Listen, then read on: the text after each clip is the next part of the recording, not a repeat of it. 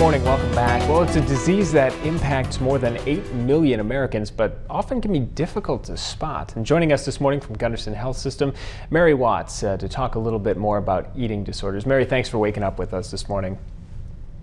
Thank you. I'm glad to be here. Now, many people around this time of year want to get swimsuit ready, so to speak, and they may try a new diet or something, but do we know when a potential diet crosses the line into disorders?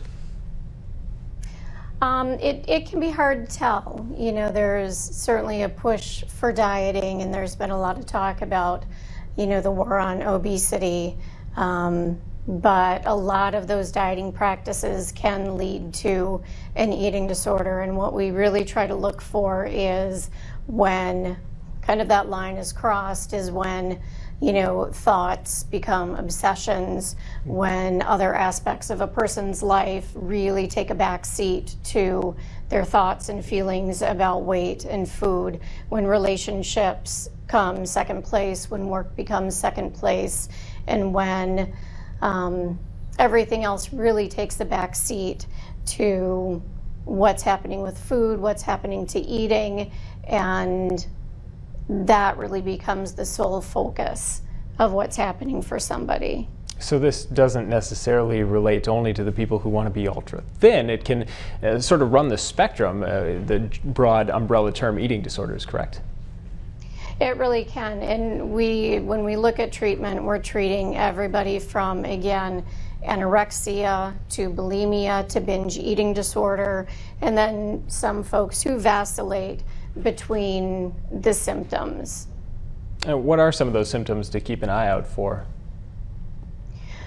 And really, too, I think it's important to remember that eating disorders really aren't just about the food and the eating. It's about, again, the loss of relationships. It can also include things like depression, anxiety, perfectionism, sometimes obsessive compulsive disorders. So, you know, I think the initial thing that you see are some of the concerns with food and eating, but it can also, again, impact their relationships and things like that.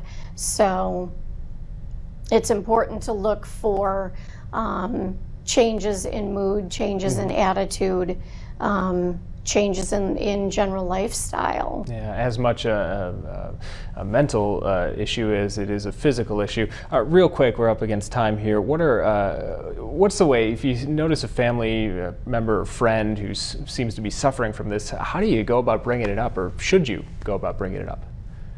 Absolutely, you should bring it up. And we always encourage people to, you know, bring it up with care and concern. Really focusing on I statements, letting them know the changes that you've seen in them. And again, not always focusing just on behavior, but you're not seeming to me to be the kind of person that you were before. And again, focusing on the care and concern that you have, the worries that you have about some of those changes. All right, Mary, thank you so much for sharing this information with us this morning. Thank you. And we'll be right back with another check of the weather after this.